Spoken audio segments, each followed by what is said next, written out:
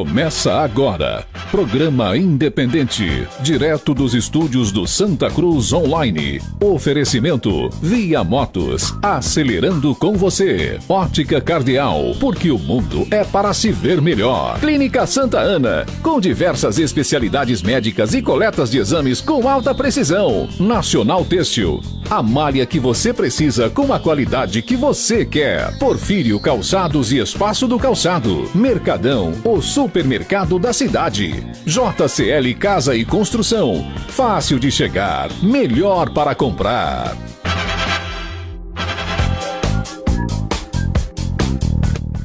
Olá, seja muito bem-vindo, muito boa noite, seja bem-vindo aos estúdios do Santa Cruz Online. A partir de agora estamos juntos para mais uma vez tratar daquilo que é importante, daquilo que acontece, que é notícia, os fatos das últimas 24 horas, a repercussão, aliás, do final de semana, né? E trazendo para você a nossa pauta com foco no nosso polo de confecções de Pernambuco. Você acompanha esse programa através do Santa Cruz Online no Facebook e no YouTube. Também da página no Facebook do blog do Ney Lima, Agreste TV e Jardim do Agreste. Um abraço, Belo Jardim. Estive lá hoje, viu? Em Belo Jardim, estive lá hoje. Rádio Nova FM e Estação Notícia de Brejo da Madre de Deus, além da Rede Nordeste de Pernambuco e Vale FM no Facebook. Também pelas rádios Toritama e Vale FM. Comigo hoje, Manassés e Ralph. Doutor Manassés e doutor Ralph, boa noite. Boa noite, Ney. Boa noite, Ralph. Boa noite a todos vocês que estão aí do outro lado, a equipe aqui da Avante. Que seja uma semana maravilhosa para todos nós. Boa noite, Ney. Boa noite, Manassés. Boa noite, Elivaldo. Boa noite, Igor. Boa noite a todos vocês que nos ouvem através das nossas cadeias de rádio e nos veem através das nossas plataformas digitais. Ney, eu queria começar o programa fazendo aqui a minha singela homenagem à minha amiga Crisinha, que foi encontrar com Jesus hoje na glória. Na verdade, ontem. A Crisinha lutou muito e foi muito acometida, por um câncer e lutou, foi uma guerreira. Lutou e ela dizia sempre o seguinte, que tinha a vontade de dar o testemunho dela. Não sabia ela, Manassés, que já estava dando o testemunho. O câncer não venceu Crisinha. Jesus chamou ela para junto de si. Então, eu quero mandar um beijo bem grande no coração de Miqueias, de todos os filhos, de Miquelane, de Pamela, de Miqueias Filho, e dizer que vocês não perderam, a Crisinha não perdeu a batalha. Jesus chamou ela para perto dela. O testemunho que ela deixou foi muito, muito importante para todos nós. Hoje o nosso coração está apertado, é verdade, mas também está cheio de orgulho de ter tido Crisinha no meio de nós, ainda que brevemente nos deixou tão cedo. Eu vou deixar aqui para vocês a palavra que o pastor Bartolomeu disse hoje, lá na cerimônia, no culto fúnebre, que quando ligou para Miqueias, para confortar o Miqueias a respeito da morte da Crisinha, Miqueias disse a ele que a última frase que Crisinha disse a ele na quinta-feira foi que a última frase que Crisinha pronunciou foi: Jesus ainda é o mesmo. Fiquemos com essa palavra. Vai com Deus, Crisinha, nos espera que logo, logo a gente está chegando. Tá feito o registro então, e olha, no programa de hoje nós vamos falar sobre a reabertura gradual do comércio de Pernambuco, né? Algumas etapas, as etapas foram divulgadas pelo governo do estado, apenas parte delas tem data para começar, né?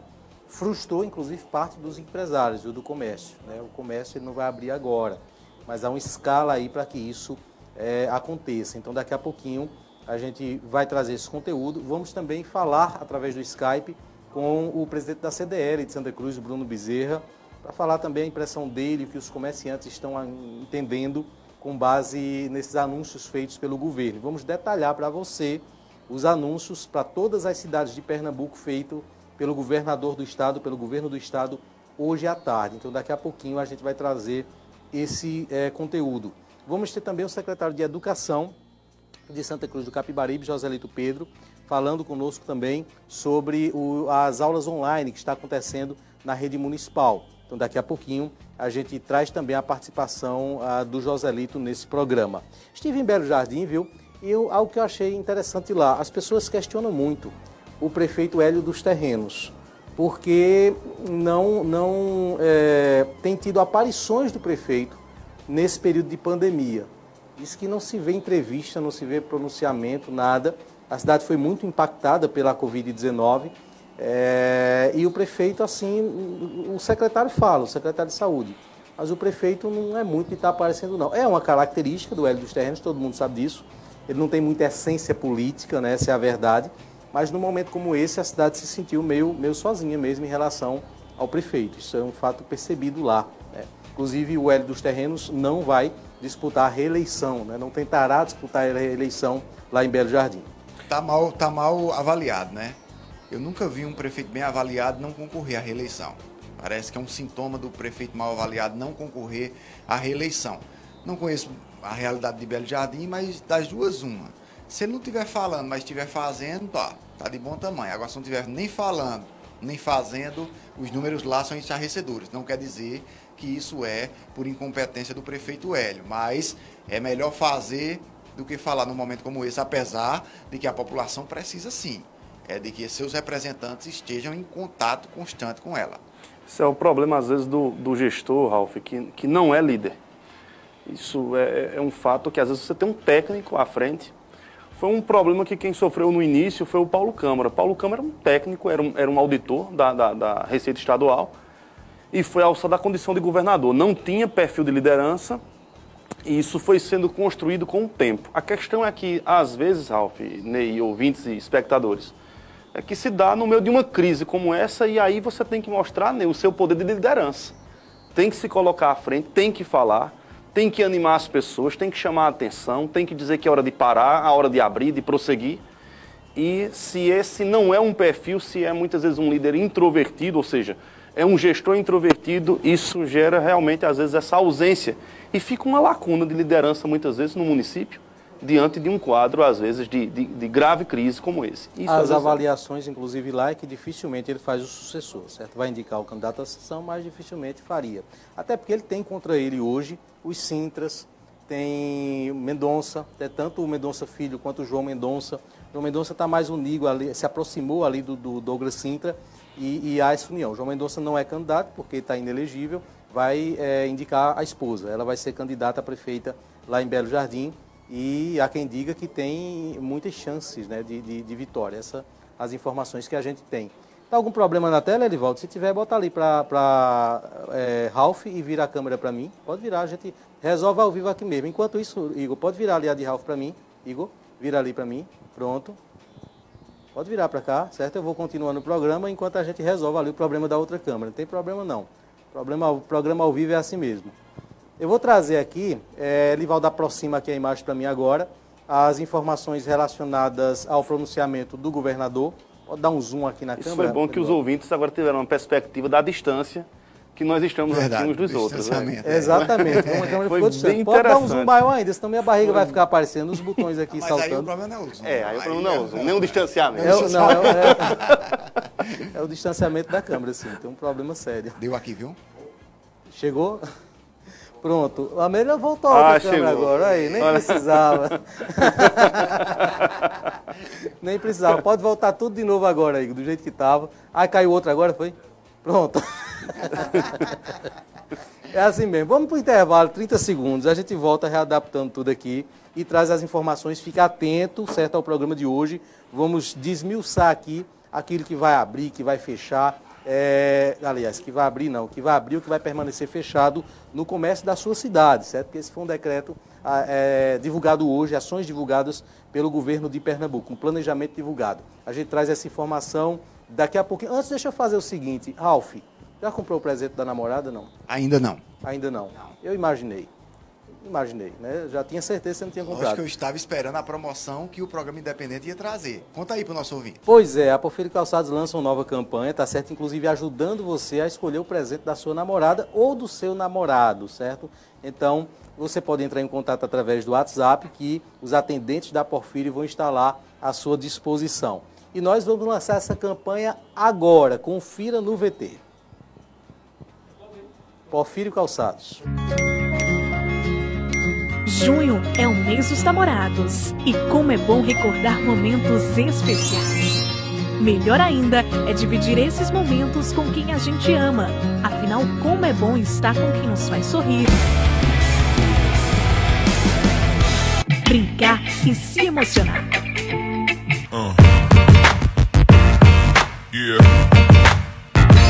Temos que demonstrar nosso amor, ainda mais em momentos difíceis. A Porfírio Calçados e Espaço do Calçado te ajudam nessa.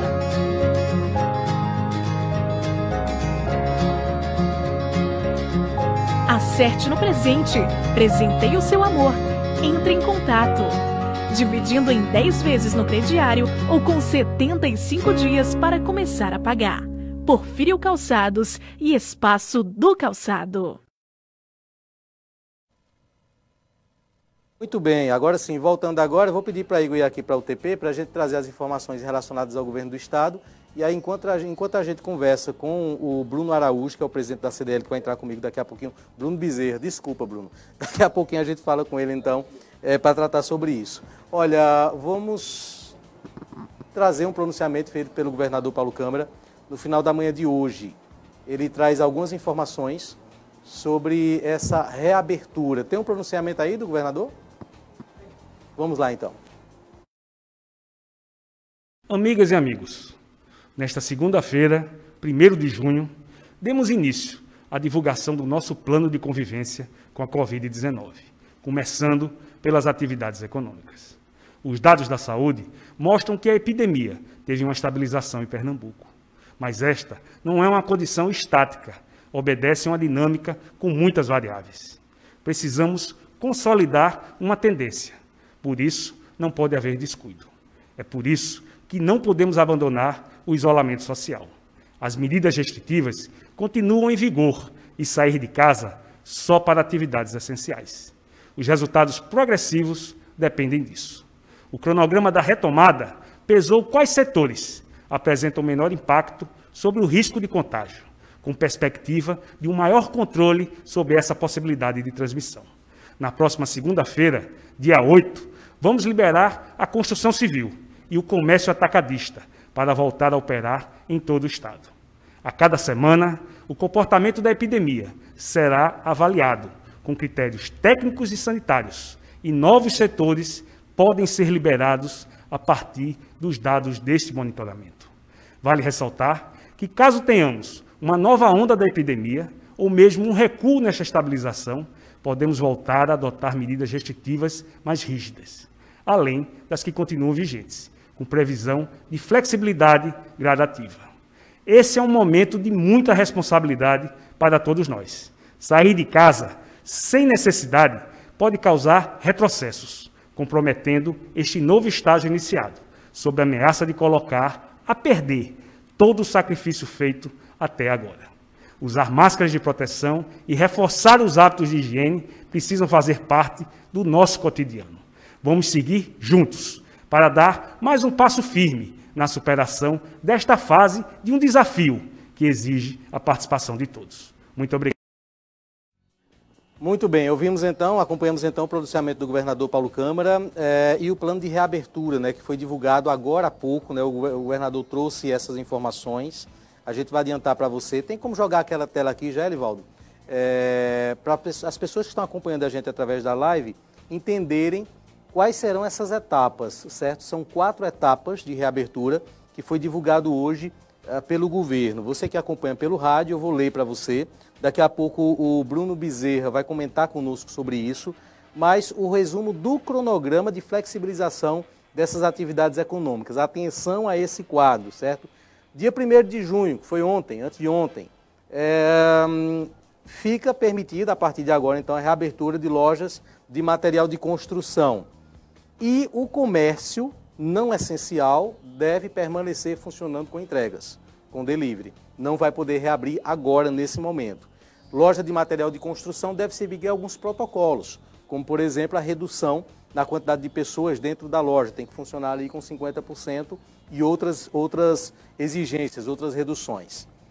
Seguindo esse cronograma, dia 8 de junho, deixa eu trazer o calendário aqui para me auxiliar, e você acompanha conosco através da tela, você que está acompanhando através da live, dia 8, a partir da próxima segunda-feira, Hoje é dia 1º de junho, né? Então eu errei aqui agora quando falei que foi ontem. Então, dia 8 de junho, reabertura gradual da construção civil e comércio atacadista. Aí muita gente já teve a dúvida. E o Moda Center se enquadra como comércio atacadista? Não. Inclusive não está nessa tela, mas dentro desse cronograma há um ponto específico em que o governo trata do polo de confecções. Artigo 10. Artigo 10, né? Que vai ser na etapa 4, né? Isso. Etapa 4. Vai demorar. Isso. Né? Vai demorar, infelizmente. Acredito que vai demorar. Porque essas etapas, para as pessoas entenderem, elas vão seguirem a diminuição dos casos. Então, se o governo realmente for cumprir com isso, a gente vai ter que torcer muito para essa diminuição ser acelerada e a gente ter o Moda Center reaberto. Dia 15, na semana seguinte, de hoje a 15, passa a sofrer a seguinte alteração. Isso já tem data. Reabertura gradual do varejo de bairros, salões de belezas e serviço de estética. Deliveries e coleta nos shop centers e centro comercial. As lojas vão poder estar, as pessoas indo lá retirar a mercadoria e tal, mas sem entrar. Retorno dos treinos de futebol profissional, também nesse dia. E reabertura gradual dos serviços médicos, odontológicos e veterinários. Concessionárias e locadoras. São concessionários e locadores de veículos. Então, estarão, né, também reabrindo de forma gradual a partir do dia 15 de junho. Daí para frente, não tem data, né, porque conforme foi anunciado pelo governo, a partir daí vai seguir o rito, na verdade, dos casos, certo? A diminuição dos casos. Havendo as diminuições, aí gradualmente vamos para outra etapa, reabertura gradual do varejo no centro, shop centers, feiras e polo de confecções. Então é na etapa 3.1. Oi? Na 3.1, isso. Né? É na etapa amarela ali. Isso. Retorno dos jogos de futebol profissional sem torcida. Reabertura gradual dos serviços de escritórios, serviços públicos e reabertura gradual dos centros esportivos com prática de atividades sem contato. Certo? E seguindo ainda esse mesmo cronograma, reabertura gradual dos serviços de alimentação, bares, restaurantes e lanchonetes nessa etapa amarela, certo? Depois vem a etapa 3, com a reabertura gradual das academias de ginásticas e similares, reabertura de museus, cinemas e teatros, e por último a vida volta ao seu novo normal. Não sei como é que volta ao novo, né? Mas a gente passa a ter um novo normal, que é o retorno dos eventos esportivos com torcida limitada, retorno de eventos com os novos protocolos. Então isso aí é quando o contágio do Covid-19 já não estiver mais naquela escala comunitária, né? Em que a gente foi avançando aí para a parte comunitária, aí teve as etapas de epidemia, e isso aí vai reduzindo na escala, pandemia, então a vida, né, vai voltando. Pandemia, interiorização, esse momento que a gente está vivendo, né? E depois, se Deus quiser, a gente baixar essa curva aí. Eu só achei que o slide aí, que não é nosso, poderia ter sido uma explicação melhor. Ele vai... Mas teve. É porque, na verdade, eu coloquei aqui um resumo. Ah, mas o slide completo, ele traz realmente, onde ele fala, né, ali de novos protocolos, tal, ele detalha quais são esses novos protocolos. Beleza. Vamos fazer o contato com o Bruno, né, que já está esperando a gente através do Skype. É possível agora? Pode voltar a imagem para cá, Elivaldo? Vamos lá para a câmera aqui, primeira câmera aqui, ok, vamos lá. Ao vivo, então, pelo Skype, com o Bruno Bezerra. Bruno, boa noite, você está me ouvindo? Oi, Ney, tudo bem? Boa noite você, boa noite, Ralf. Bruno, tem um grilo forte aí, viu, Bruno? Estou ouvindo o grilo daqui do estúdio. Tá, os grilos estão bem criados. Qual foi a impressão, Bruno, que você teve, que o comércio local está tendo em relação a esses anúncios, a isso que foi divulgado agora? Olha, Ney, no primeiro momento, até porque hoje de manhã, você deve ter acompanhado, houve noticiário que a partir de amanhã já teria algumas aberturas, né, de novos negócios, novos segmentos. Isso foi noticiado pelo Jamildo, né? O Jamildo do Jornal do Comércio, que chegou a falar isso.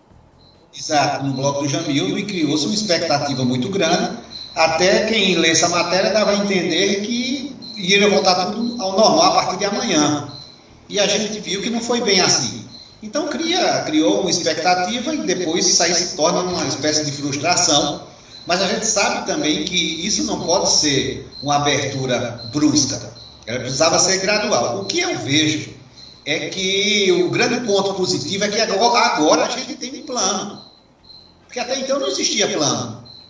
Existia uma conversa de que não, estamos preparando um plano, tal, já está algumas semanas, e agora existe, de fato, um plano de reabertura. E isso dá uma luz no fim do túnel. Isso dá até um túnel, porque o plano é um túnel. A gente não tinha nenhum túnel até então.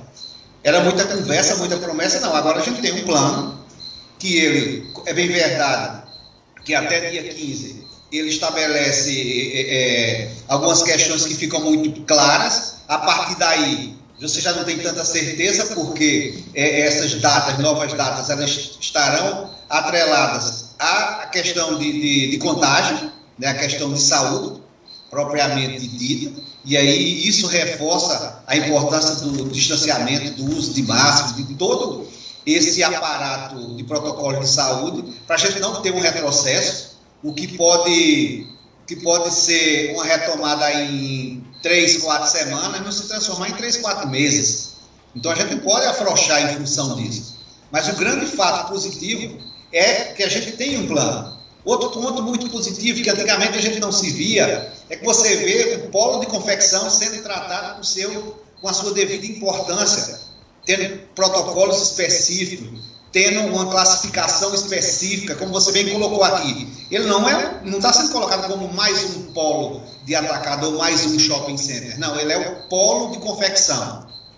Isso deu uma personalidade, traz uma identidade à nossa estrutura, ao nosso ambiente de negócio. Isso é muito bom. No meio de tudo isso, a gente enxergar, que estão enxergando a importância na nossa estrutura de negócio. E agora não adianta a gente também querer gastar muita energia com algumas questões que não dependem só da gente.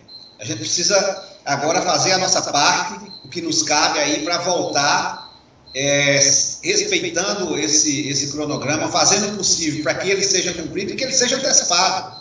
Eu acredito que se tudo correr bem, no máximo ali no início de julho, as feiras devem começar a voltar. Se tudo correr bem. E a gente espera e vamos trabalhar para isso, que isso ocorra. Bruno, tem a pergunta do Ralf? Pois não, Ralf. Bruno, primeiro boa noite, dizer que concordo plenamente com você. O artigo 10 do decreto de hoje trata especificamente do polo de confecção, citando as 3 cidades, né, Caruaru, Toritama e Santa Cruz do Capibaribe. A contraponto do que anuncia o governo do estado, eu gostei da expressão, nós agora temos um túnel, não significa dizer que temos a luz ainda, mas já temos o túnel. O Moda Center tenta ajudar para que a gente vislumbre a luz. Eu queria que você tecesse a sua opinião sobre o plano de reabertura do Moda Center e você, como um cara influente, tanto no Moda Center como com muito conhecimento dentro do governo do estado, se sentiu já alguma recepção ou não do governo do estado quanto ao plano que o Moda Center apresentou? Olha, o Moda Center fez um plano muito interessante junto com também o pessoal da prefeitura, lá com o Calçadão. Nós da CDL também tivemos uma colaboração desde a abertura das lojas, né? Criamos o nosso próprio protocolo e aí a união desses protocolos e outros que Toritama apresentou, que Caruaru também apresentou. O governo está trabalhando isso de maneira específica para as feiras de confecção e o plano em si, o plano é bom, é um plano que se você for olhar ele separadamente, você pode achar ele meio complexo em alguns slides, mas quando você olha o todo, você vê que ele tem toda uma lógica, né? E é bom que assim seja, mas é preciso que a gente entenda que ele é condicionado à questão das contaminações, dos números de óbito, né? Da estrangulação ou não da saúde pública. Aí é onde a gente vê que não tem saúde e economia, é uma coisa só, porque não adianta a gente esperar querer uma reação, uma reabertura mais rápida se a saúde não vai bem. Então a gente precisa trabalhar isso, a gente precisa entender que é uma coisa só, pessoas físicas e jurídicas aí numa mesma sintonia, a gente procurando da melhor maneira possível, enquanto esse dia não vem de reabertura das feiras de confecção, a gente trabalhar da melhor maneira possível para fazer o que a gente tem feito até aqui, que é viabilizar essa entrega de mercadoria. A gente sabe que está ficando cada dia mais difícil em função desse momento, agora que vai chegando junho, mesmo com as atividades de festa proibidas, mas é um momento muito forte culturalmente falando, né? Nós temos esse período como um segundo Natal, muitas vezes em alguns segmentos até mais forte do que o próprio Natal. É bem provável que as próximas semanas tenham um movimento maior. A gente está até tentando trabalhar para desconcentrar essa movimentação da segunda-feira de manhã, que ela está sendo concentrada muito na segunda-feira de manhã, para a gente continuar fazendo com que isso aconteça da melhor forma possível, para que a gente não tenha retrocesso e que esse protocolo de reabertura ele consiga antecipar essas datas, porque ele só vai antecipar as datas não em função da economia, ele vai antecipar as datas em função dos bons números da saúde. E a gente precisa colaborar para isso, usando máscara, respeitando o distanciamento, os protocolos de higiene. Isso aí é fundamental para que a gente possa retomar com segurança. Não adianta a gente retomar e depois ter uma segunda onda e a gente tem que parar tudo de novo. A gente tem que retomar e continuar a retomada, porque nós vamos ter muito trabalho para reconstruir a economia do Brasil e do mundo. Bruno, boa noite.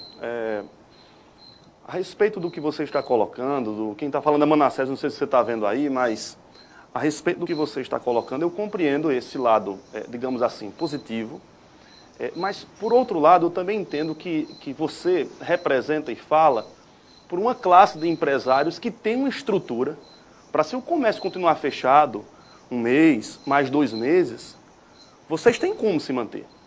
Mas a pergunta que eu faço é, esse protocolo, Bruno, ele não continua achatando o mais pobre? Vamos dizer, do ponto de vista do Moda Center, nós temos ali alguns comerciantes, atacadistas mesmo, são alguns, mas a grande maioria é uma maioria que não trabalha para poupar, Bruno, trabalha para sobreviver. E eu fico imaginando, às vezes, que as entidades de classe, que deveriam pensar como um todo, às vezes vocês estão pensando muito restritivo em relação a vocês, mas Santa Cruz do Capibaribe, o polo de confecções, é uma gama de muitas cidades que envolve muitas pessoas e são pequenos produtores de confecção. Pergunta que eu lhe faço, Bruno, não é possível haver uma pressão maior junto ao governo, porque vamos colocar o Hospital de Campanha de Santa Cruz. Eu acho que se tiverem, pelo menos até sexta-feira, tinham 7 leitos ocupados. Então, nós temos uma demanda, realmente, em virtude das questões hospitalares, a preocupação do governo, mas, por outro lado, às vezes eu fico pensando que é uma preocupação demasiada e a economia está parando. Não é possível, Bruno, que haja um pensamento, digamos assim, das entidades exigirem uma maior rapidez e clareza do governo com relação às datas, porque eu penso que para algum segmento de alguns empresários está tranquilo. Agora, para a grande maioria, Bruno, não é tão tranquilo assim como a gente está vendo. Olha, eu concordo com o que você fala dessa questão. Eu sempre disse, desde o primeiro momento, que algumas pessoas colocaram assim, olha, nós estamos todos no mesmo barco. Eu sempre fui contra essa afirmação aí. Eu acho que nós estamos todos na mesma tempestade. Agora, em barcos distintos. Visto que tem algumas pessoas que têm reserva financeira para aguentar uma situação dessa por mais tempo, outras nem reserva financeira têm. Algumas pessoas têm casa confortável para ficar e suportar uma quarentena, outras nem casa têm. Então, são situações bem distintas. Eu acho que a tempestade aí é uma só, mas cada um em um barco distinto. E aí, se você for olhar, a pressão, ela vem acontecendo. Ela vem acontecendo.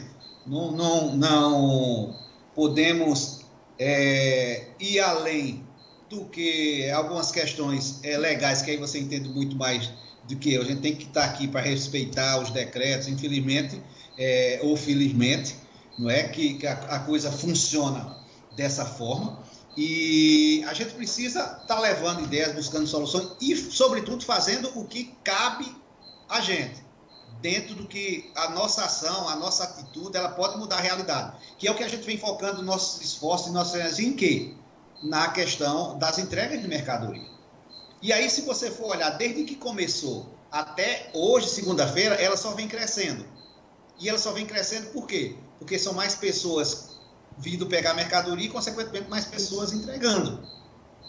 Então, isso a gente faz pensando nesses aí, nos pequenos. Porque quando você vai olhar Ali você vê pessoas entregando um caminhão de fardos e você vê pessoas com pequenos fardos. Você vê que é aquele pequeno que está entregando ali em um caminhão, em um ônibus.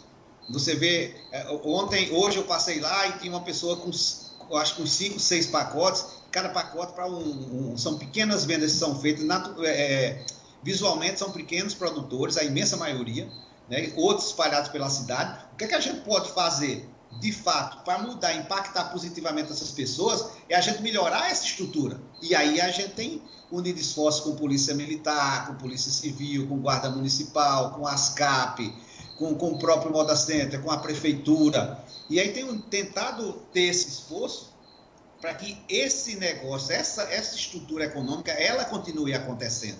Porque no primeiro momento a gente não tinha alternativa nenhuma. A gente encontrou uma brecha nos decretos, que é o quê? Que é a atividade econômica de entrega poder acontecer, e a partir daí, o que dependia da gente de aprimorar, de melhorar e de incrementar essa atividade vem sendo feita, tanto que ela vem aumentando semanalmente. Hoje de manhã nós tivemos reunião com os guias, tentando organizar melhor isso aí, tentando fazer com que venham mais compradores que comprem mais para a internet, para vir mais pessoas para cá. A gente tem orientado também os confeccionistas aqui, além de todos os canais de venda que a gente já tem, como o próprio Moda Center agora impossibilitado, mas os telefones, né, as rodadas de negócio, além de tudo isso, optar pelo digital. Essa pandemia ela veio acelerar uma tendência que ela é natural. E aí as pessoas, independente também de pandemia acabar ou não, se as pessoas não se ligarem nessas novas formas de fazer negócio, elas também vão ficar fora do mercado. E não é isso que a gente quer. Não é isso que a gente quer. Porque a estrutura econômica ela é feita de várias engrenagens. Do pequeno, do micro, até as maiores. Qualquer uma daquelas se travar, trava tudo. Então, o nosso esforço tem sido de cobrar do governo do Estado também, para que faça agora com responsabilidade. Né? A gente precisa respeitar o que está na lei, a gente precisa propor as alterações que a gente vê que são necessárias, mas aí, sobretudo, a gente precisa agir de maneira local, ver o que é que o nosso esforço pode contribuir para que essas pessoas, sobretudo os menores realmente que fazem a grande maioria desse nosso colchão socioeconômico que segura toda essa estrutura do polo de confecção, o que é que essa estrutura pode continuar funcionando? O que é que a gente pode fazer para que ela funcione melhor a cada semana? E eu tenho certeza, se você observar tanto, que muitas vezes, na segunda-feira, as primeiras notícias que a gente vê é de que houve um número de carros maior, houve um engarrafamento maior. Por quê? Porque tem aumentado o fluxo. A gente tem trabalhado para que esse fluxo melhore, mas ele vem aumentando. Então, o que a gente fez essa semana com o aumento para a semana tem que ser revisto a estratégia. Chega uma hora que não dá mais para ser num dia só, você tem que mudar, não dá para ser mais num horário só, você tem que mudar. Mas por quê? Porque isso está aumentando. Está aumentando por quê? Porque mais pessoas comprando e mais pessoas vendendo. É esse o nosso objetivo, é isso que a gente tem concentrado esforços. Ok, Bruno, muito obrigado, viu, pela sua participação. Boa noite para você. Espero que você consiga dormir com esse grilo aí. Se ele cantar a noite inteira vai ser complicado. Beleza, Ney. Obrigado pelo convite. É sempre um prazer bater um papo com você, com o Manassés, com o Luciano, que não está aí hoje, e com o Ralf. Grande abraço. Grande abraço, muito obrigado, Bruno Bezerra, então, presidente da CDL Santa Cruz do Capibaribe. Se esse grilo ficar a noite inteira na casa de Bruno desse jeito, eu não conseguiria dormir não, viu? Difícil. Olha, minha mãe está assistindo, Ralf, ela conseguiu botar no programa de hoje e assistir ao vivo. Olha aí. Um abraço. Que bacana, né? Um abraço bacana. E agora ela não fica mais com raiva de mim, que a gente não debate mais. Né? Então, assim, agora... Intervalo, 30 segundos e a gente volta em instantes. Você é confeccionista e está procurando malha para este inverno? Na Satex Têxtil você encontra mais de 50 cores em malhas e tecidos. Vá em nossa loja tomando todos os cuidados e confira nossa malha canelada em moletom flanelado, uma ótima opção para o inverno. Satex Têxtil, distribuidor exclusivo das malhas Grantex. Fale com a gente pelo WhatsApp 819-8714-9719. Muito bem, olha, daqui a pouco nós vamos ter um contato com o Joselito Pedro, secretário de Educação de Santa Cruz, falando sobre as aulas online no município, daqui a pouquinho. A Secretaria de Saúde de Pernambuco confirmou hoje 450 novos casos da Covid-19 no estado. Entre os confirmados hoje, 199 se enquadram como síndrome respiratória aguda grave e 251 como leves. Agora, Pernambuco totaliza 34.900 casos já confirmados. Além disso, foram confirmadas 68 mortes e, com isso, o estado registra 2.875 mortes pela Covid-19. Também foram confirmados 16.432 casos recuperados. Esses são os números totais de casos recuperados. A Secretaria de Saúde reforça que, geralmente, os números são menores nas segundas-feiras pela dificuldade de notificação no domingo em alguns laboratórios privados. Isso acontece também em todo o Brasil, né? Não sei se o real motivo no Brasil inteiro é esse, mas isso acontece. Olha, houve um caso de óbito no Hospital de Campanha de Santa Cruz. Na madrugada de hoje, uma senhora de 67 anos, residente em Santa Cruz do Capibaribe, que havia sido diagnosticada com o coronavírus em maio, faleceu no Hospital de Campanha da cidade, onde estava internada. A informação foi confirmada pela Secretaria de Saúde do município durante a manhã de hoje. Ela, inclusive, tinha passado o período de evolução do coronavírus. Segundo informações familiares, ela era ex-fumante e, de acordo com a Secretaria de Saúde, a mulher já estava recuperada, como eu falei, do coronavírus e faleceu em decorrência de problemas ocasionados pelo vírus, agravados pelo vírus, não é isso? Motivo pelo qual o paciente ainda estava internado no Hospital de Campanha, recebendo tratamento médico. Segundo as orientações de autoridades sanitárias, o corpo da mulher foi sepultado horas após a confirmação da morte. A vítima foi uma das primeiras pacientes a serem internadas no Hospital de Campanha da cidade no dia 7 de maio. Por a paciente estar recuperada da doença, o óbito não entra nas estatísticas da Covid-19 no município. Então, essa é a situação trazendo aí... Assim, comum, exatamente, comum, claro. Representante do Ministério Público de Pernambuco, faz um brilhante papel aqui em Santa Cruz. Um grande abraço, doutor Iron Miranda dos Anjos. Ô, Ney, me permita só 30 segundos. Primeiro, para parabenizar todos os comunicadores, né? Hoje é dia da imprensa, parabéns a todos os comunicadores de Santa Cruz. E agradecer, mesmo sem ser de imprensa, eu estou tendo essa oportunidade aqui de ter, às vezes, a fala, sabe, doutor Iron, das pessoas que não podem falar. Às vezes eu tento ser essa voz. Ney, eu queria chamar a atenção para um outro problema que a gente pode enfrentar a qualquer momento em Santa Cruz do Capibaribe, que é a volta de um surto com dengue, zika ou chikungunya. A quantidade de muriçocas, pasmem, é isso mesmo que eu estou dizendo, nós estamos em 2020 e estamos falando em combate à muriçoca. É coisa de você não conseguir dormir. Então eu queria alertar a doutora Poliane, que é secretária de saúde em Santa Cruz do Capibaribe, nesse sentido, porque a gente já está no meio de uma pandemia, todos assustados. Tudo que a gente não precisa agora é mais um problema de saúde. Eu estou alertando porque a quantidade de muriçocas em Manassés realmente é de chamar a atenção. Ralf diz isso muito bem, eu acho que traz um tema realmente importante de ser trazido nesse momento e chamar a atenção das autoridades pelo motivo simples. Tem imagem de Ralf aqui, Elivaldo? O Ney traz a notícia sobre a morte dessa paciente que já estava curada da Covid. Ela já estava curada, correto? Então, o que aconteceu? O vírus agravou outros problemas de saúde que ela já tinha anteriormente. Então, vejam, o caso da zika, especialmente eu vou dizer o da chikungunya, deixou sequelas em muitas pessoas, matou muita gente na cidade, especialmente pessoas idosas. Tenho amigos que têm consequências e sequelas dessa doença até hoje. E isso não foi noticiado no mundo todo porque foi só aqui. Porque foi no Nordeste. Porque foi no Nordeste. Se fosse na Europa, teria sido. Se isso tivesse sido na Europa, se tivesse sido em Milão, Ralf, talvez estivesse o Brasil dizendo somos todos a Itália. Talvez tivesse, mas não houve. E o pior, Talvez ainda isso esteja um pouco maquiado, porque nós estamos entrando na fase de inverno, quando as temperaturas se amenizam e especialmente o mosquito da dengue aparentemente fica um pouco mais quieto. As muriçocas comuns, não.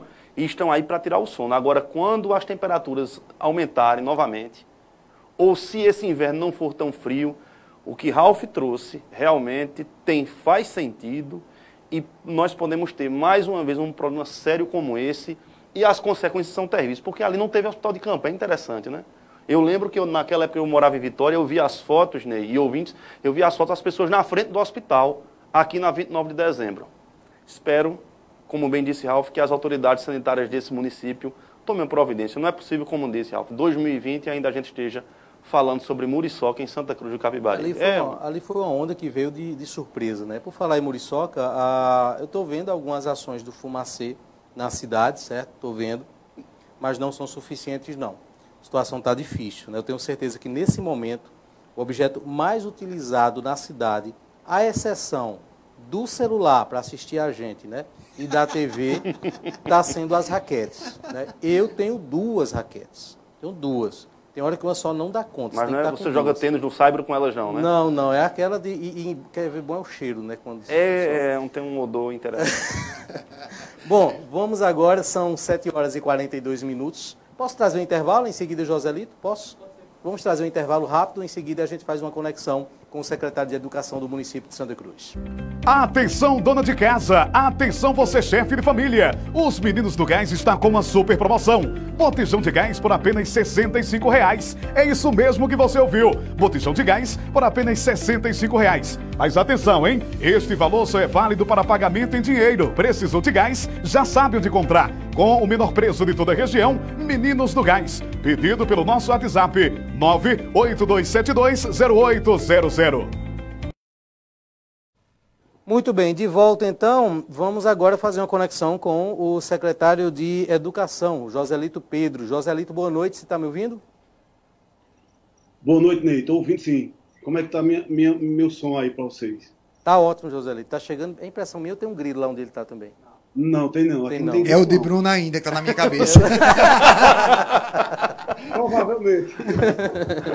Joselito, nós noticiamos aqui semana passada que as escolas municipais passariam a ter aulas remotas, né, online. Queria saber se isso já começou, se já começou, como foi a experiência nesse primeiro momento, se está dando certo realmente, porque não é uma coisa assim fácil, imagino, de se operar para a rede municipal, não.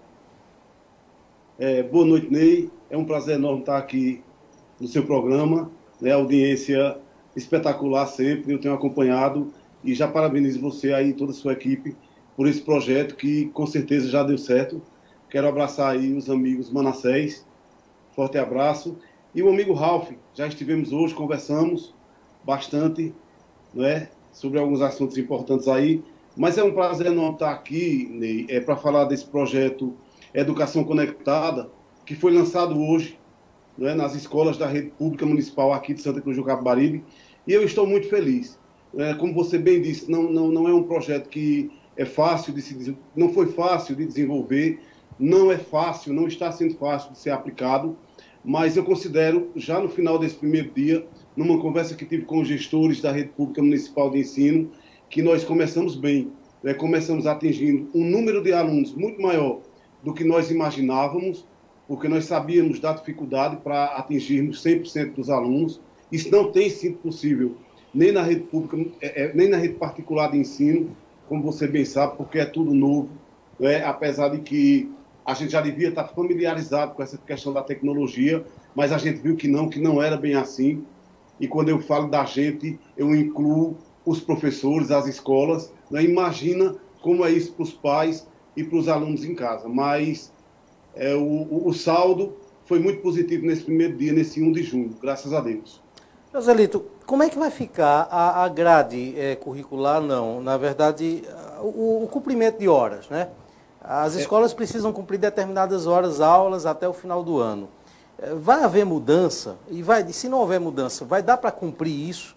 Porque esse é um cenário que nós nunca vivemos, né? Exatamente, Ney. Eu considero que é inevitável a questão da perca em relação à educação em vários segmentos, né? eu estou falando aqui, tratando da educação, é inevitável a perca, né? A gente tem que trabalhar para minimizar isso, não é? Para que isso, de fato, seja minimizado pelas ações dos gestores educacionais de cada município, do Estado, enfim, e das diretrizes do próprio MEC. Eu acho que está todo mundo trabalhando nesse sentido, né? De minimizar a perca para os alunos das redes públicas e particulares educacionais do país.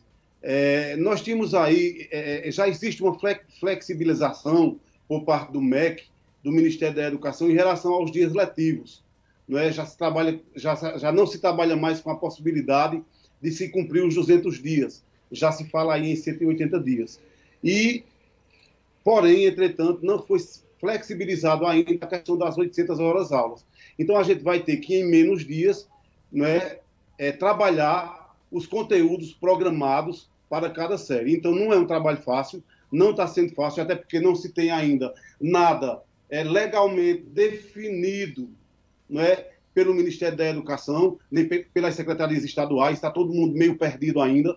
É por isso que eu considero que, apesar da gente estar começando agora em 1 de junho, que, de certa forma, pela forma como a gente viabilizou o projeto, a gente está saindo na frente, está saindo bem, aqui em Santa Cruz do Capibaribe, e eu quero, antes de qualquer coisa, agradecer à minha equipe da Secretaria da Educação, não é, ao próprio sindicato que participou, com críticas construtivas, com sugestões, mas principalmente aos professores, que são, sem dúvida nenhuma, os grandes protagonistas desse projeto.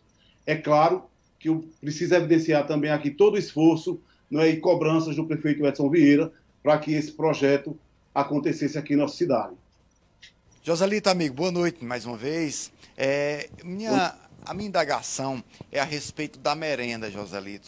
Se está sendo feita a entrega a contento, porque a gente sabe, você como um gestor de educação, tanto na área privada como na área pública, sabe que tem muita criança que vai para a escola também com o objetivo, infelizmente, algumas delas um único objetivo, de se alimentarem. A distribuição da merenda é a contento, a déficit, como é que está? Veja só, Ralf, foi uma outra ação em que Santa Cruz do Capibaribe conseguiu também sair na frente. Nós agimos rapidamente, não é? Assim que nós paramos, tudo que nós tínhamos de merenda, abastecendo as escolas, nós passamos para a Secretaria de Inclusão Social, foi transformado em cestas básicas, não é? E direcionadas às famílias carentes de Santa Cruz do Capibaribe. Já no mês de abril, na segunda semana, nós distribuímos 13 mil kits, mais especificamente 12.682 kits, que é o número de alunos que nós temos matriculados na rede pública municipal. E em maio, na segunda semana de maio, mais 13 mil kits. Então, são cerca de 26 mil kits já entregues a cada aluno matriculado, aos alunos da rede pública municipal. Valendo ressaltar que cada kit corresponde a um aluno, certo? Se em uma casa existem 4 alunos matriculados na rede pública de ensino aqui do nosso município, são 4 kits que chegam para aquela família. Em nenhum momento nós tratamos o kit de merenda como uma cesta básica, né? Nós seria uma demagogia. Por isso que a gente trata como um kit de merenda.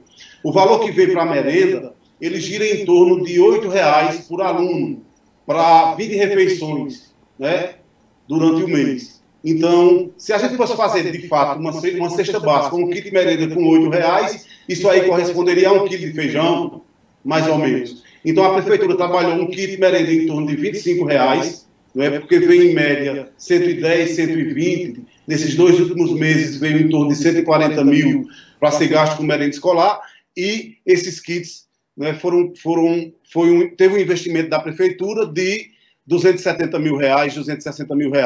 Então, aí há um complemento em torno de R$ 110 mil, R$ 120 mil, para que esse alimento consiga chegar na casa do aluno e amenize essa questão da fome. Porque, apesar de Santa Cruz ser uma cidade economicamente bem conceituada, não é, onde as pessoas têm um poder aquisitivo melhor do que muitas outras, mas existe sim, como você bem falou, Ralf, essa realidade de um aluno que vai para a escola como objetivo principal de se alimentar, e muitas vezes o alimento da escola é o principal alimento que chega para o aluno durante o dia, né, naquela casa. Então, assim, eu acredito, eu parabenizo o prefeito Edson Vieira, eu parabenizo toda a equipe da Secretaria de Educação, por ter agido rapidamente e de forma tão eficaz. Tanto é que agora já estamos tratando da próxima entrega aqui para o mês de junho, que provavelmente acontece na semana que vem. Estou com toda aquela programação que vocês já conhecem, e eu quero inclusive agradecer a toda a imprensa de Santa Cruz do Caparibe que tem colaborado bastante.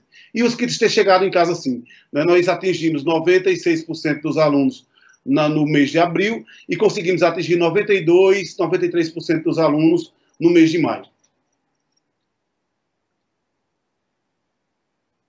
A real eficácia do ensino online, ensino à distância. Nesse caso, eu entendo que a motivação é excelente, a atitude é mais do que válida pelo poder público, tendo em vista seu nome, que está à frente da secretaria.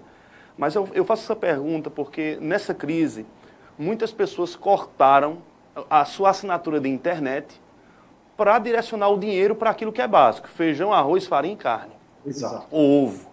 E a gente tem que levar em conta que a esmagadora maioria dos alunos da escola pública municipal são de origem humilde, são pobres. Então, esse aluno, às vezes a mãe e o pai tinham uma condição de ter internet em casa, e quando eu digo internet em casa, via cabo ou via rádio, que dá a ele a oportunidade de assistir sem a internet acabar rapidamente, como é o caso das internets que a gente recebe no smartphone.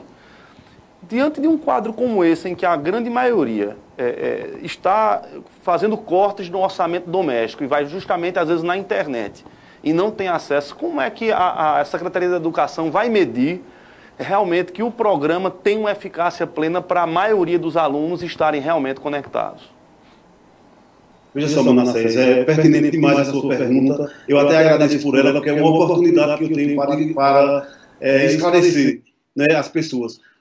Nós sempre trabalhamos com a ideia de que a gente não iria conseguir atingir os 100% dos alunos, isso é óbvio, não é? Mas eu fico muito satisfeito no final do dia de hoje, quando eu vi que nós chegamos bem nas casas dos alunos. Veja só, nós trabalhamos com grupos de WhatsApp, certo? Porque, na verdade, nós abrimos uma grande plataforma através de um canal de YouTube, que é o Santa Cruz Conectada, não é? Que é o Educa Santa Cruz. E essas aulas, ali nós temos uma grande escola, não é? Tem a sala de aula do berçário, tem a sala de aula do infantil 1, do infantil 2, do 1º ao 5º, que corresponde ao fundamental 1, do 6º ao 9º, que corresponde ao fundamental 2. Então, essas aulas, elas estão disponíveis para os alunos, são 2 aulas por dia para cada série.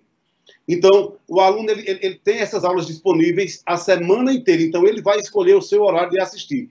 Isso já facilita porque ele vai assistir do celular do pai. Né, do celular do pai, do celular da mãe, porque muitas vezes só tem um celular na casa. E às vezes o pai tem 3, 4 filhos. Por isso que nós não trabalhamos com as aulas online, porque ela determina um tempo e um espaço, não sei se você me entende, não é? Em que o aluno tem que estar à disposição do computador, à disposição do notebook, não é? E muitas vezes ele não tem nem esse computador, nem esse notebook, nem esse celular. Só tem um celular em casa. Então, ele faz o horário dele, assiste aquela aula, e durante a manhã ou à tarde, dependendo do horário que ele estuda, ele tem o professor à sua disposição para, a partir da aula que foi dada, ele propor as atividades que têm que ser realizadas. Então, nós conseguimos chegar bem, Manassés. Agora, é evidentemente que a gente não consegue chegar em 100%. Por isso é que a gente tem um plano de combate, né, essa questão, para que o conteúdo que não chegue ao aluno dentro desse projeto de educação conectada, na volta às aulas, quando nós tivermos, de fato, as aulas presenciais, a gente vai fazer uma retomada dos conteúdos, como se fosse uma grande revisão, que vão acontecer nas sextas e sábados. Porque na volta às aulas a gente vai ter que trabalhar, esquecer feriados, a gente vai trabalhar os sábados, né, e vai fazer projetos que contemplem a sala de aula no final de semana. Então, evidentemente, em nenhum momento a gente teve a pretensão de atingir 100%, porque a gente sabe dessa dificuldade, mas a gente já está aí com um plano de ação para que quando volte às aulas presenciais, porque eu digo, nenhuma aula remota, nenhuma aula online, ela substitui a aula presencial, porque é o toque, é o carinho, é o olhar do professor, é a atenção. Por isso que a gente precisa cada vez mais do envolvimento das famílias nesse momento, porque o pai, a mãe, em algum momento, em algum horário, ele vai ter que se transformar nesse professor para com o filho, seja acompanhando, seja orientando, seja ajudando na atividade, porque, de fato, a gente precisa realmente desse acompanhamento. Minutos aqui, mas duas questões, só uma questão só para a gente encerrar aqui e em seguida os meninos fazem outra. É o seguinte, uma pessoa mandou, eu perdi o nome do ouvinte aqui, da pessoa que está assistindo a gente, perguntar sobre cursos pré-vestibular, se vai ter esse ano ou não. Veja só, nós falamos aí com curso pré-vestibular quando tivemos que parar por causa dessa questão da pandemia. Na próxima quarta-feira eu já tenho uma reunião com o coordenador, que é Aloísio, tá certo? E já tive uma conversa, inclusive, com o professor Fábio Melo, visando aí uma parceria entre a prefeitura, né, e me fugiu agora o cursinho de Fábio, o nome, eu acho que aqui conversando com vocês passou, não é? Para que tentar uma parceria. Então, eu vou ter uma conversa com o professor Aloísio, que é o coordenador do cursinho pré-vestibular, para a gente ver a viabilidade de trazer o cursinho pré-vestibular nessa forma e nesse formato também. Ok, alguma pergunta? Pois não? Não, a última é uma... A gente chama carinhosamente da pergunta de gaveta, porque é a pergunta óbvia que a gente entende que a população perguntaria num momento como esse. Dada todas as dificuldades que você colocou na inserção da aula online, e aí nós concordamos com todas elas, por exemplo, tem casas que apenas o pai ou a mãe tem um celular e tem 3 meninos, 4 na rede de escolas públicas. A pergunta é, os tablets que foram prometidos pela gestão que o senhor faz parte e não foram entregues às crianças, fazem falta num momento como esse? Veja só, Ralf, sim, podem fazer, claro que fazem parte, sim. Eu acho que foi algo que a gente não conseguiu atingir, apesar de que várias outras ações, que nós nem imaginávamos dentro da educação, a gente conseguiu. Eu acho que nem todo mundo consegue realizar 100% do que planeja, e muitas vezes fica contido só naquilo que prometeu. Eu acho que a educação ela vai muito mais além do que tablet. A gente deu um coração à educação, a gente democratizou a educação de Santa Cruz do Capibaribe, a gente acabou com a perseguição na educação de Santa Cruz do Capibaribe, a gente trouxe a liberdade e transformou a Secretaria de Educação na casa do professor, de fato, e mais do que nunca a gente trouxe a confiabilidade da população de Santa Cruz na educação pública, que eu acho que isso era o que mais angustiava a população de Santa Cruz do Capibaribe, porque muita gente não tem condições de colocar o seu filho na rede particular. E hoje, elas têm a credibilidade na educação do nosso município. Então, evidentemente, a gente não conseguiu atingir 100%, mas a gente foi muito mais além em outros âmbitos, em outros caminhos, que a educação de Santa Cruz precisava há muito tempo, Ralf. Então, eu acho que ninguém é 100%, ninguém é perfeito, mas eu acho que dentro da educação de Santa Cruz do Capibaribe não houve nenhum gestor que fez tanto e que deu uma aplicabilidade onde mais se precisava. Eu acho que Santa Cruz, antes de tudo, precisava de uma educação forte. E nós conseguimos trazer essa educação forte para Santa Cruz do Capibaribe na gestão do prefeito Edson Vieira. Joselito, você fica na linha, só me despedir aqui de você que nos acompanha pelas rádios Vale FM e Toritama FM, desfazendo agora a nossa conexão. A gente vai finalizando o programa aqui ao vivo agora, 100% online. Joselito, muito obrigado, viu, pela participação. Só Ney, eu lembrei da frase que tem lá na escola, na última escola feita lá, que fala do coração, que faz educação com coração, é sua a frase, Joselito. Queria que você encerrasse com ela. Inclusive, parabéns pela assinatura, viu? É bacana, bonita, viu? Eu queria que você encerrasse com ela. Mas eu acho que é isso mesmo. Eu sou um apaixonado por educação. Eu sou um apaixonado pelo que faço. Eu sou muito feliz.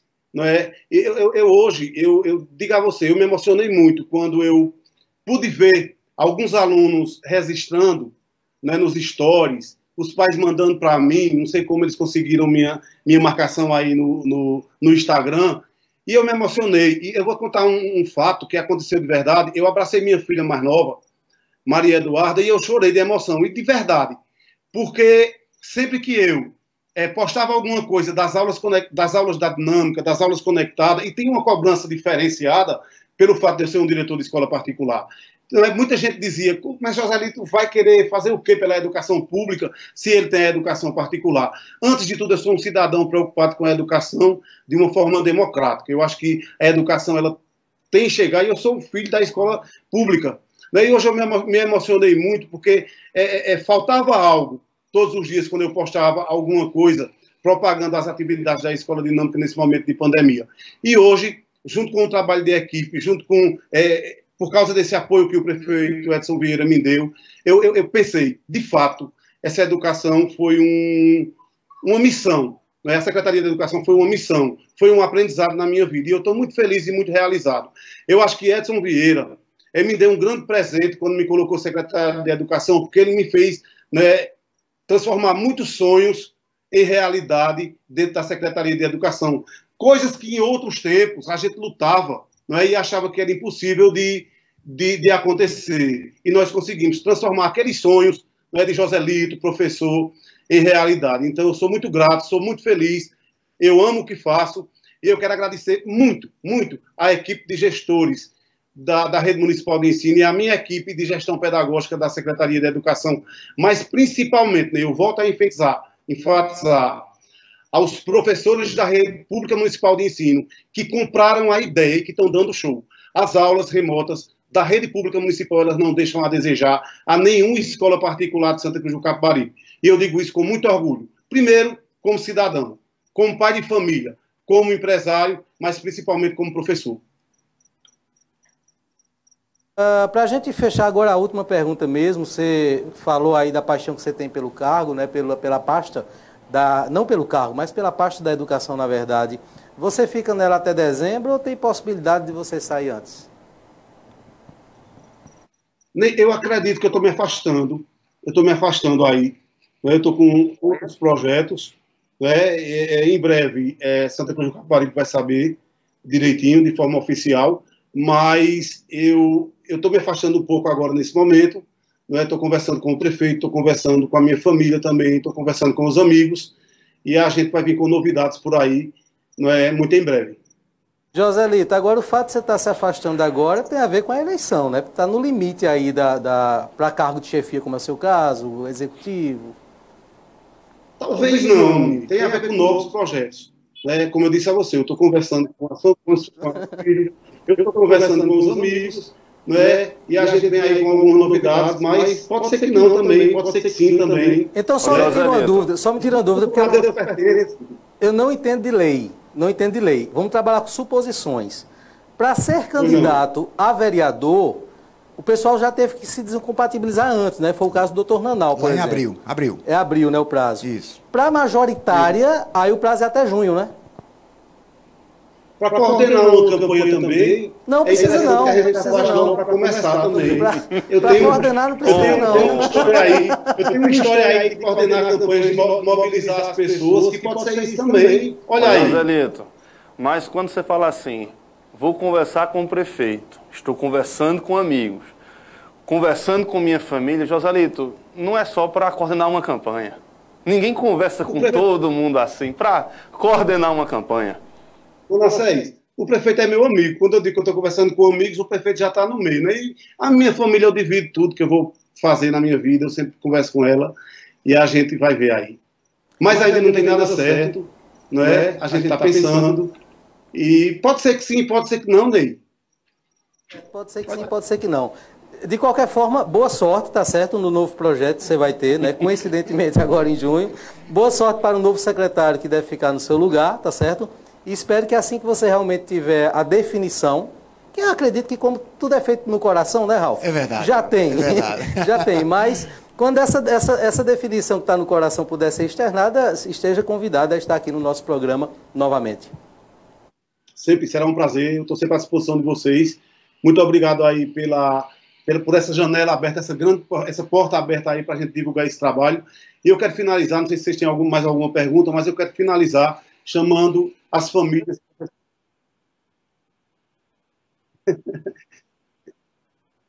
Eu quero chamar a atenção e a responsabilidade das famílias, porque esse é o momento da gente, se colocar à disposição dos filhos da gente, porque são os nossos maiores tesouros e a gente tem que fazer a educação chegar de qualquer forma. Nós tínhamos duas opções. Ou a gente cruzava os braços e esperava a pandemia passar, ou a gente fazia alguma coisa. A Prefeitura e a Secretaria de Educação estão fazendo a sua parte. Cabe agora às famílias acreditar no projeto e pelo menos experimentar. Tá certo? Um grande abraço. Mais alguma coisa, Ney? Normalmente a gente conversa mais. Próxima entrevista, vai ter muito assunto na próxima. Depois da pandemia, se Deus quiser, gente. É sempre um prazer. Eu não sei porquê, mas a ficou o tempo todo aqui na minha frente, aqui na tela. Acho que a webcam jogou a imagem do Manassés, entendi o que foi. Ele fica rindo para vocês, eu fico do teu lado, vem a pergunta. E a gente não sabia. Tchau.